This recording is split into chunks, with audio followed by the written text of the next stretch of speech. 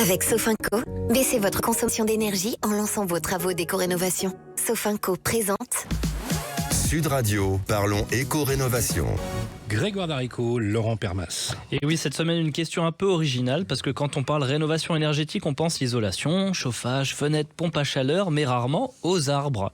Pourtant, Laurent Permas, il pourrait être de bien précieux alliés pour notre confort et nos économies d'énergie. Eh bien oui, on va changer de parler de la pompe à chaleur et justement avec les fortes chaleurs que nous connaissons déjà, on l'a vu ces quelques dernières semaines, eh bien c'est un sujet de plus en plus important.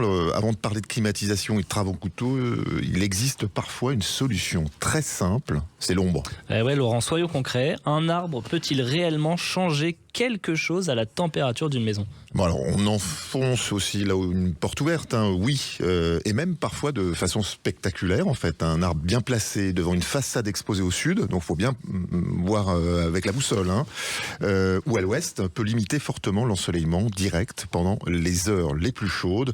Le résultat est très concret, on va avoir moins de chaleur qui pénètre dans le logement, moins de surchauffe à l'intérieur et puis moins besoin de climatiser si jamais on a une pompe à chaleur.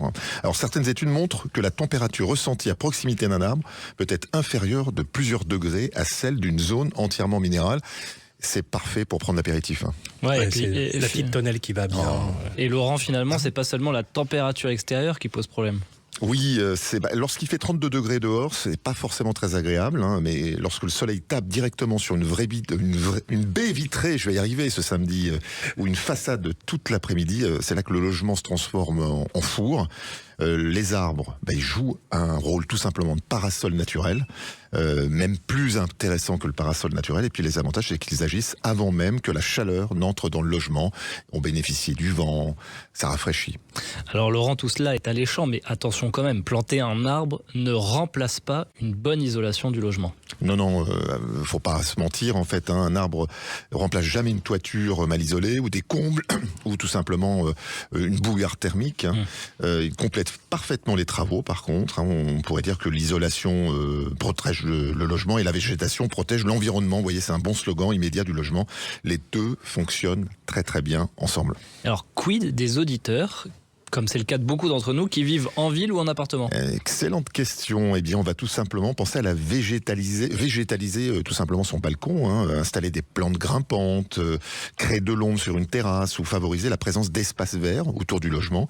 D'ailleurs, certaines collectivités s'intéressent de plus en plus à ces sujets. On a dans des villes, elles plantent des arbres dans des rues, elles améliorent le confort de tous les habitants du quartier. C'est pas forcément pour l'aspect visuel et beauté, c'est très impactant aussi pour les chaleurs. Au final, ça peut avoir un impact sur la facture? Oui, moins de ventilateurs, moins de climatisation, on consomme moins du coup l'électrique et puis on parle souvent des économies d'hiver grâce à l'isolation, mais le confort d'été devient vraiment un enjeu économique et de santé publique. Allez Laurent, pour terminer, les arbres ne remplacent pas la rénovation énergétique, mais ils peuvent clairement l'accompagner. Exactement, rénovation énergétique, c'est pas seulement ce qui se passe à l'intérieur du logement, c'est aussi son environnement. Un arbre bien placé peut rendre un logement plus confortable pendant plusieurs décennies. Allez, merci Laurent Permas. À toutes et à tous, la prochaine fois que vous chercherez comment garder votre logement au frais, regardez peut-être aussi ce qui pousse devant vos fenêtres. À la semaine prochaine sur Sud Radio.